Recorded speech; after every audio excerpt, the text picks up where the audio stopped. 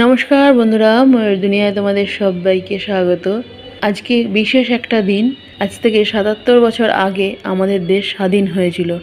আজকে আমাদের দেশের ৭৮তম স্বাধীনতা দিবস। আজকের দিনটা সেই সব সৈনিকদের জন্য যারা আমাদের দেশের স্বাধীনতার যুদ্ধে লড়াই করেছিলেন। সকালবেলায় তাড়াতাড়ি ঘুম থেকে উঠে আমরা সবাই চলে এসেছি ছাদে। আর আমার ২ মেয়ে আর ওর বাবা ৩ জনে মিলে ছাদে পতাকা উত্তোলন করার কাজ করছে।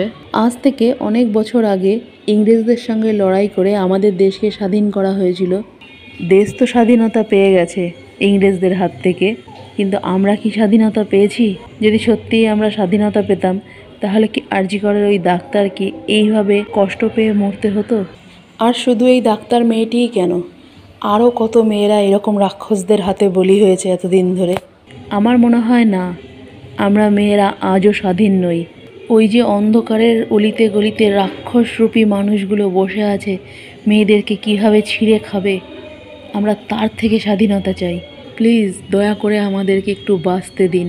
আমরাও স্বাধীনভাবে কাজ করতে চাই।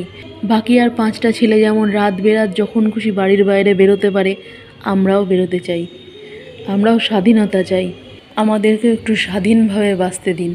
আমারও 2টো মেয়ে রয়েছে, তারাও হয়তো কয়েক বছর বাদে ভিন রাজ্যে যাবে কাজ করতে। রাত বেরাত যখন খুশি তাদেরকে কাজ করতে হতে পারে। তারা যখন কাজ করবে, আমরা কি নিশ্চিন্তে বাড়িতে ঘুমাতে পারবো যে আমাদের মেয়েরা কি সুরক্ষিত হাতে আছে?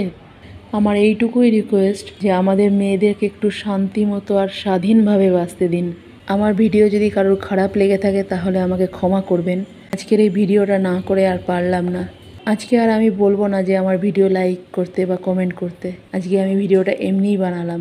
তো আজকের মতো এই পর্যন্তই। আবারও খুব তাড়াতাড়ি আসবো একটা নতুন ভিডিও নিয়ে। আজকের জন্য টাটা।